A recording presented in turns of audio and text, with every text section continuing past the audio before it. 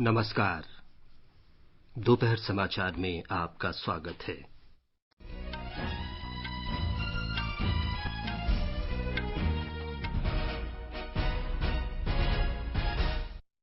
प्रधानमंत्री नरेंद्र मोदी ने अयोध्या में राम मंदिर का भूमि पूजन कर आधारशिला रखी। प्रधानमंत्री ने कहा, राम मंदिर अनेकता में एकता, राष्ट्रीय संस्कृति और जन जन की आस्था का प्रतीक। केंद्र शासित प्रदेश जम्मू कश्मीर और लद्दाख के गठन की पहली वर्षगांठ के अवसर पर लोगों के विकास और सशक्तिकरण पर जोर। कोविड से स्वस्थ होने की दर बढ़कर 67% से अधिक हुई। पिछले 24 घंटों में सबसे अधिक रोगी स्वस्थ हुए। केंद्र सरकार ने फिल्म अभिनेता सुशांत सिंह राजपूत की मौत की जांच केंद्रीय अन्वेषण ब्यूरो से कराने की बिहार सरकार की सिफारिश मंजूर की।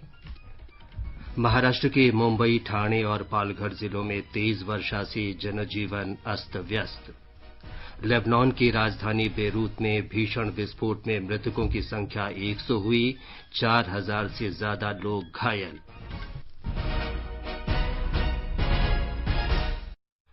दोपहर समाचार में अपने सहयोगी मुकेश कुमार के साथ मैं विमलेंदु पांडे। प्रधानमंत्री नरेंद्र मोदी ने कहा है कि भगवान राम जन जन के हैं और उनके आदर्श दुनिया के लाखों लोगों को प्रेरित करते रहेंगे। उन्होंने कहा कि राम मंदिर के निर्माण से देश के लोगों की इच्छा पूरी हो रही है।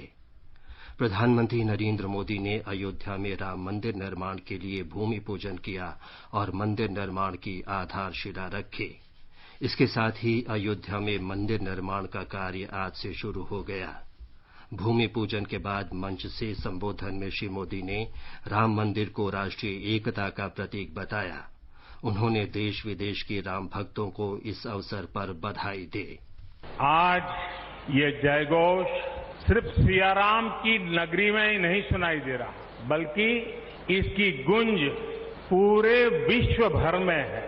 सभी देशवासियों को और विश्व भर में फैले करोड़ों करोड़ों भारत भक्तों को, राम भक्तों को आज के इस पवित्र अवसर पर कोटि कोटि बधाई। प्रधानमंत्री ने कहा कि राम मंदिर राष्ट्रीय संस्कृति और जन जन की आस्था का प्रतीक है। उन्होंने कहा कि सियावर रामचंद्र की जय की गूंज आज पूरे विश्व में सुनाई दे रही है। श्री मोदी ने कहा कि भारत के इतिहास में स्वर्णिम अध्याय लिखा जा रहा है और श्री राम सदैव हमारे दिलों में रहेंगे। श्री मोदी ने कहा कि आज पूरा देश भावुक है, क्योंकि सदियों का इंतजार समाप्त हो रहा है। करोड़ों लोगों को तो ये विश्वास ही नहीं रहा होगा कि उनका सपना साकार हो रहा है।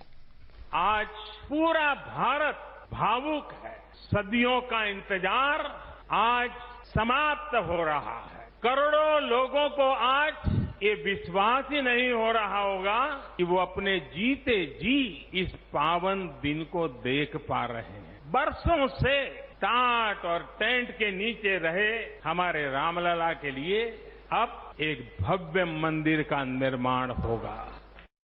प्रधानमंत्री ने देश के घर घर और शहर शहर से लाई गई पवित्र मिट्टी और नदियों के जल के प्रयास को न भूतो न भविष्यति जैसा अभूतपूर्व क्षण बताया।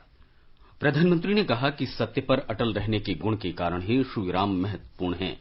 उन्होंने कहा कि श्री राम ने जिस तरह केवट से प्रेम और हनुमान तथा वनवासी बंधुओं से सहयोग लिया, उसी तरह का सहयोग भारत के जन जन से राम मंदिर के निर्माण के लिए लिया जा रहा है।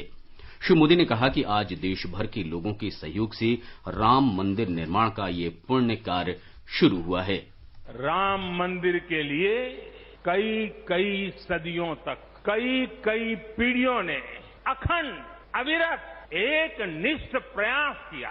आज का ये दिन उसी तप, त्याग और संकल्प का प्रतीक है। राम मंदिर के लिए चले आंदोलन में अर्पण भी था, तर्पण भी था, संघर्ष भी था, संकल्प भी था। त्याग, बलिदान और संघर्ष से आज ये स्वप्न साकार हो रहा है।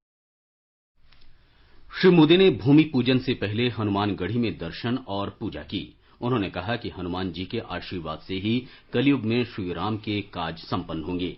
कोविड महामारी के कारण भूमि पूजन का कार्यक्रम मर्यादा के साथ संपन्न हुआ। श्री मोदी ने कहा कि भारत ने समय समय पर इस तरह की मर्यादा दिखाई है। उन्होंने कहा कि अयोध्या पर उच्चतम न्यायालय के फैसले के बाद भी देश की जनता ने ऐसी ही मर्यादा दिखाई थी। प्रधानमंत्री ने कहा कि श्री राम दीन दयालु थे और उनका जीवन दीन दुखियों के साथ प्रेम और सहयोग का बर्ताव करने की प्रेरणा देता है। श्री मोदी ने कहा कि राम मंदिर हमारी शाश्वत आस्था का प्रतीक बनेगा।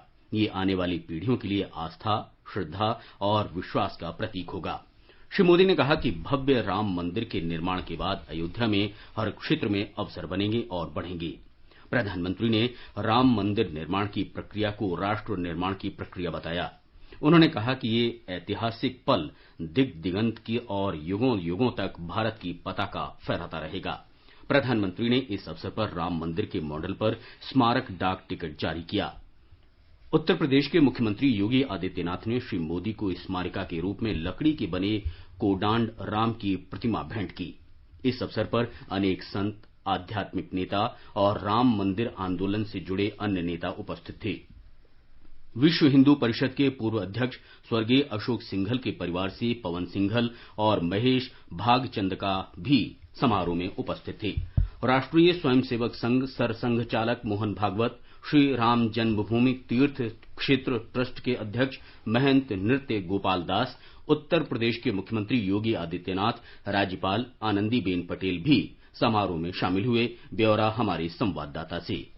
राम काज कीन्हे बिनु मोहि कहां विश्राम, अर्थात भगवान राम के काम को पूरा किए बिना मैं चैन से कैसे रह सकता हूं। रामचरितमानस की इन्हीं पंक्तियों के जरिए प्रधानमंत्री नरेंद्र मोदी ने अपनी भावनाओं को इस ऐतिहासिक अवसर पर व्यक्त किया। ठीक 12:45 पर इतिहास ने करवट ली और बरसों के संघर्ष, त्याग और बलिदान के बाद वो पवित्र क्षण आया जो आज करोड़ों राम भक्तों के मन, मस्तिष्क और हृदय में अंकित हो गया है। मंत्रोच्चार, शंख ध्वनि और चहुं ओर प्रभु राम की जय जयकार के बीच 35 मिनट तक भूमि पूजन का अनुष्ठान संपन्न करते हुए भगवान राम के बाल रूप यानी रामलला विराजमान के भव्य मंदिर का शिलान्यास प्रधानमंत्री नरेंद्र मोदी के हाथों हुआ। पारंपरिक धोती कुर्ता धारण किए प्रधानमंत्री ने भूमि पूजन से पहले रामलला को साष्टांग प्रणाम किया, पूजन किया और हनुमानगढ़ी के दर्शन और परिक्रमा करने के साथ ही पुजारियों द्वारा दिए गए मुकुट और साफे को स्वीकार किया। ऐसा करने वाले वो देश के पहले प्रधानमंत्री बन गए। इस ऐतिहासिक अवसर पर अयोध्या नगरी राम नाम से गुंजायमान रही। कड़ी सुरक्षा के चलते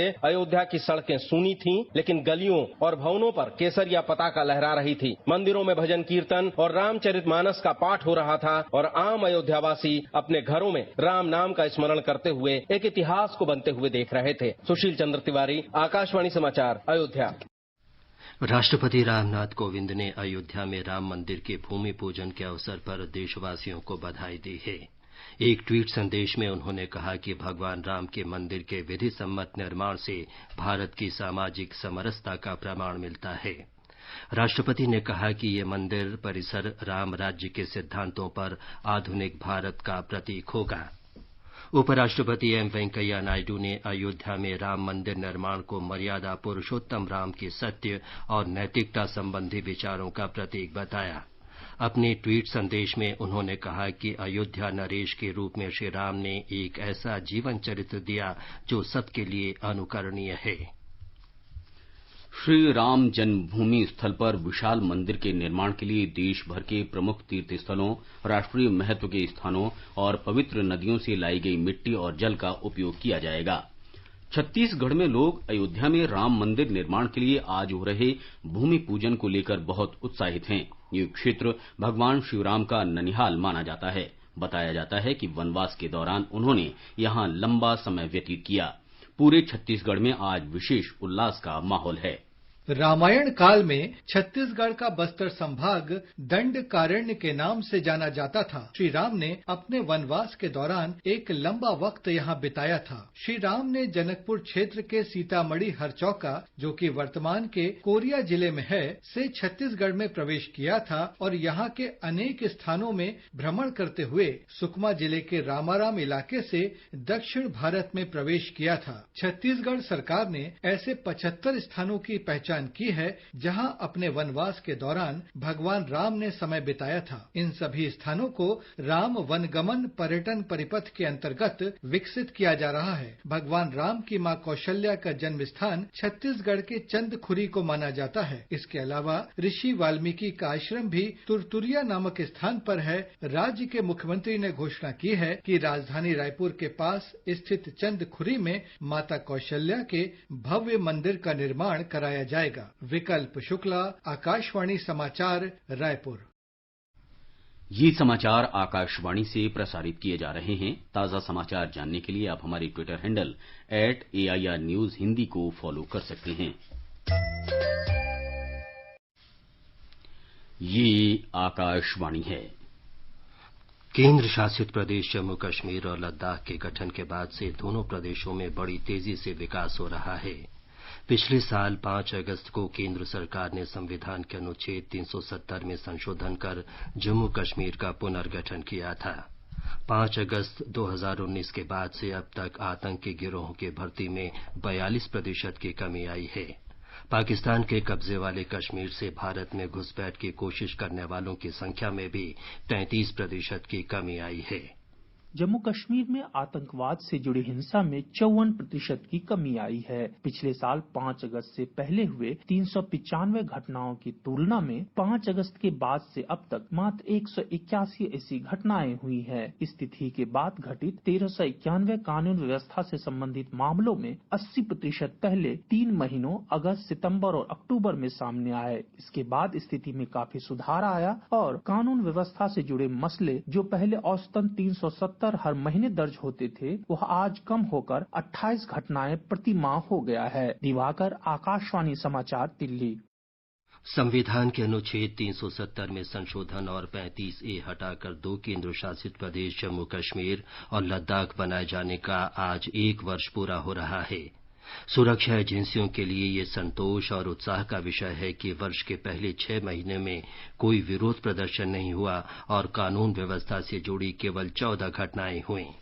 सरकारी आंकड़ों के अनुसार इस साल जनवरी से लेकर अब तक कश्मीर घाटी में छुटपुट घटनाओं को छोड़कर कोई बड़ी अप्रिय घटना नहीं हुई है। पिछले वर्षों के मुकाबले में अभी तक इस वर्ष कानून व्यवस्था की स्थिति नियंत्रण में रही और किसी भी हिंसक प्रदर्शन में किसी सिविलियन की मौत नहीं हुई है। इससे ये बात साफ है कि घाटी के नौजवानों को इस बात का एहसास होने लगा है कि बेकार के झगड़ों में कुछ हासिल होने वाला नहीं है। इस साल कुल मिलाकर छोटी मोटी 14 घटनाएं हुई है और ये संख्या भी पिछले वर्षों के मुकाबले में बहुत कम है। इससे भी ये साफ हो जाता है कि धारा 370 हटने के बाद घाटी में एक बदलाव आया है। आज घाटी में पत्थर मारने की घटनाएं नहीं हो रही हैं और घाटी का नौजवान IAS और अन्य परीक्षाओं में भाग लेकर सफलता प्राप्त कर रहा है। आकाशवाणी समाचार के लिए जम्मू से RK रैना। जम्मू कश्मीर प्रशासन ने पिछले 1 साल के दौरान विकास कार्यों की दिशा में उल्लेखनीय प्रयास किए हैं। समवर्ती सूची में शामिल सभी 37 केंद्रीय कानून केंद्र शासित प्रदेशों के निवासियों के लिए अब मान्य हैं। इसके अलावा रियल एस्टेट अधिनियम 2016 के तहत जम्मू कश्मीर रियल एस्टेट विनियमन और विकास नियम 2020 के मसौदे को मंजूरी दी गई। इसका उद्देश्य रियल एस्टेट क्षेत्र के नियमन और संवर्धन के लिए रियल एस्टेट विनियमन प्राधिकरण गठित करना है, ताकि केंद्र शासित जम्मू कश्मीर में प्लॉट, अपार्टमेंट या भवनों की बिक्री हो सके। आगे बढ़ने से पहले मुख्य समाचारों पर एक नजर। प्रधानमंत्री नरेंद्र मोदी ने अयोध्या में राम मंदिर का भूमि पूजन कर आधारशिला रखी। प्रधानमंत्री ने कहा, राम मंदिर अनेकता में एकता, राष्ट्रीय संस्कृति और जन जन की आस्था का प्रतीक।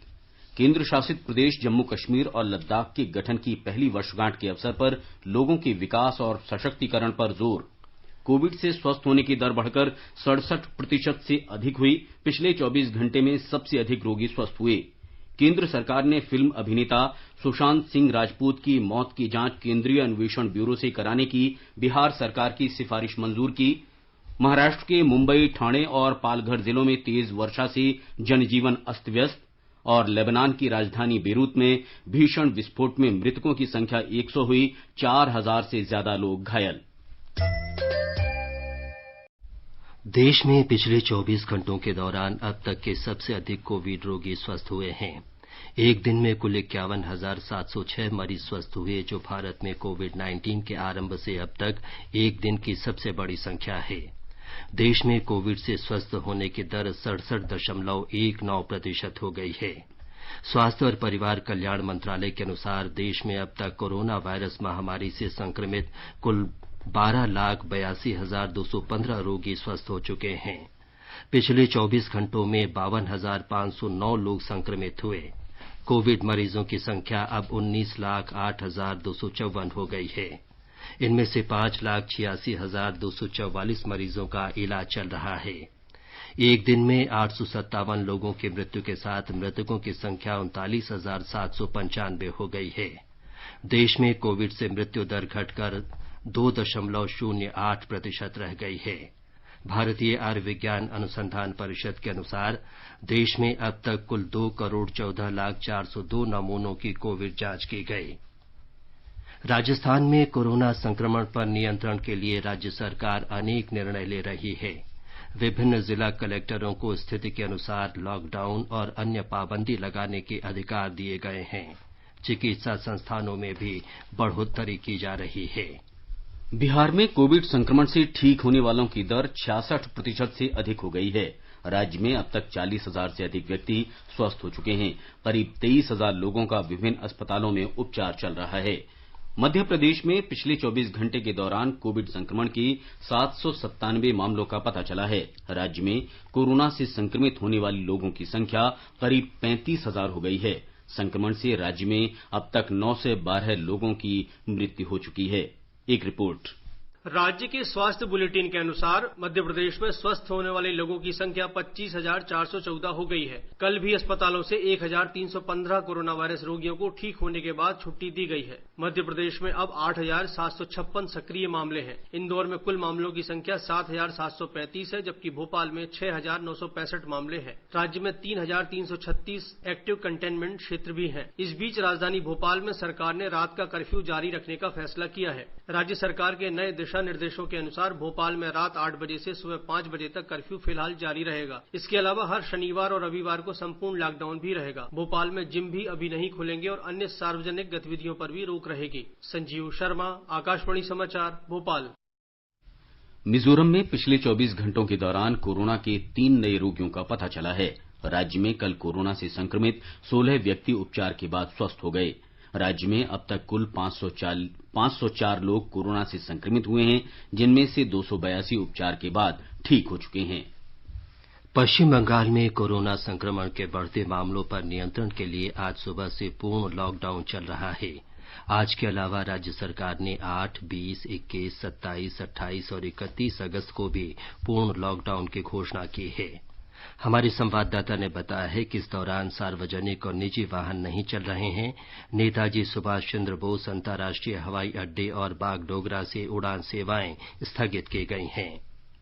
आकाशवाणी का समाचार सेवा प्रभाग विशेषज्ञों की राय श्रृंखला में कोविड-19 महामारी के बारे में जाने माने चिकित्सा विशेषज्ञों की राय प्रसारित करता है।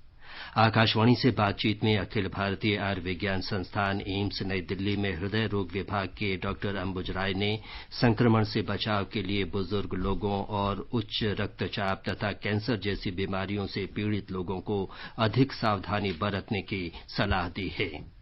The elderly, the people who already have heart disease, people who have some kind of cancer, or people who have low immunity, or people with diabetes, hypertension, they're much more prone to a more severe form of the disease if they get the disease. So it's very important that these people be especially careful, and these people should minimize their exposure to going out, use all the measures much more stringently, like wearing masks. Delhi के लोकनायक जयप्रकाश नारायण अस्पताल के doctor Naresh Gupta ने लोगों से स्वच्छता और सुरक्षित दूरी बनाए रखने को कहा है। ये जो कोविड-19 का जो स्प्रेड हुआ है, बड़ा अनफॉर्चुनेट है कि इतना लंबा चला है। आप सोशल डिस्टेंसिंग नहीं करेंगे, आप कॉफ एटिकेट्स नहीं करेंगे, आप हैंड हाइजीन नहीं करेंगे, आप क्लीनलीनेस नहीं मेंटेन करेंगे, आप जो पॉलिसीज बताई गई हैं उसको नहीं देखेंगे, तो ये बढ़ेगा। आकाशवाणी का समाचार सेवा प्रभाग आज अपने फोन इन कार्यक्रम में कोविड-19 पर विशेष परिचर्चा प्रसारित करेगा।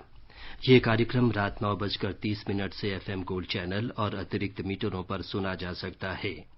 दिल्ली के लेडी हार्डिंग मेडिकल कॉलेज में निदेशक डॉक्टर एनएन माथुर इस चर्चा में भाग लेंगे। श्रोता टोल फ्री नंबर 1800-115767 पर फोन करके विशेषज्ञ से सवाल पूछ सकते हैं। 011-2331-4444 पर भी सवाल पूछे जा सकते हैं। केंद्र सरकार ने आज उच्चतम न्यायालय को सूचित किया कि उसने फिल्म अभिनेता सुशांत सिंह राजपूत की मौत की जांच केंद्रीय अन्वेषण ब्यूरो से कराने की बिहार सरकार की सिफारिश स्वीकार कर ली है।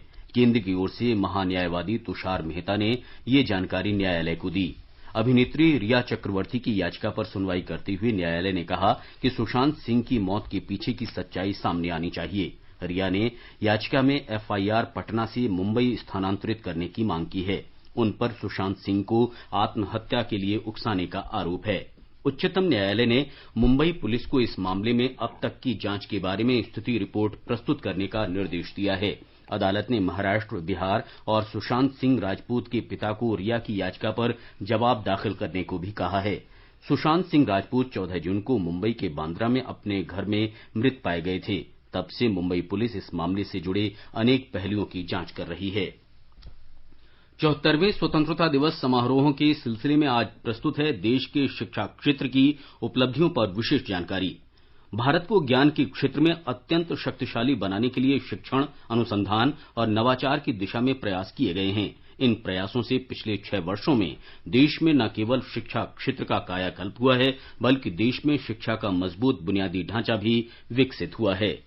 एक नए भारत का निर्माण जहां हर व्यक्ति को गुणवत्तापूर्ण शिक्षा का अवसर मिले, यह केंद्र सरकार का प्राथमिक लक्ष्य है। सभी को गुणवत्तापूर्ण शिक्षा प्रदान करने के लिए हाल ही में एक नई राष्ट्रीय शिक्षा नीति शुरू की गई है। इसका मकसद मौजूदा शिक्षा प्रणाली में व्यापक बदलाव लाना है। यह नई नीति अंतर विषयक अध्ययन पर केंद्रित होगी, जो कि छात्रों के लिए अवसरों के नए द्वार खोलेगी। एक अन्य पहल पीएम ई विद्या डिजिटल, ऑनलाइन और ऑन एयर प्लेटफॉर्म के जरिए शिक्षा तक पहुंच सुनिश्चित करेगी। इस पहल से देश भर के 25 करोड़ स्कूल जाने वाले बच्चों को फायदा होगा। प्रतिभावान छात्रों को तैयार करने के लिए एक अनूठी पहल प्रधानमंत्री इनोवेटिव लर्निंग प्रोग्राम ध्रुव की भी शुरुआत की गई है। सरकार ने कक्षा 1 से 12वीं तक हर एक कक्षा के लिए एक टीवी चैनल शुरू करने की भी घोषणा की है। इसमें रेडियो और सामुदायिक रेडियो स्टेशनों का व्यापक उपयोग भी शामिल होगा। छात्रों, शिक्षकों और अभिभावकों के लिए मनोदर्पण नामक एक तंत्र को भी अमल में लाया गया है, जो कि उनके मानसिक और भावनात्मक स्वास्थ्य को बेहतर बनाने में सहायक साबित होगा। भूपेंद्र सिंह, आकाशवाणी समाचार, दिल्ली। सरकार ने शिक्षा गुणवत्ता को उच्च कोटि का बनाने और सबकी पहुंच सुनिश्चित करने के लिए कदम उठाए हैं। पिछले 6 वर्षों में देश में शिक्षा के लिए मजबूत बुनियादी ढांचा खड़ा किया गया है। आकाशवाणी समाचार के साथ बातचीत में शिक्षा मंत्री रमेश पोखरियाल निशंक ने कहा कि शिक्षा से जुड़े प्रत्येक क्षेत्र में बीते 6 साल में आमूल परिवर्तन हुए हैं।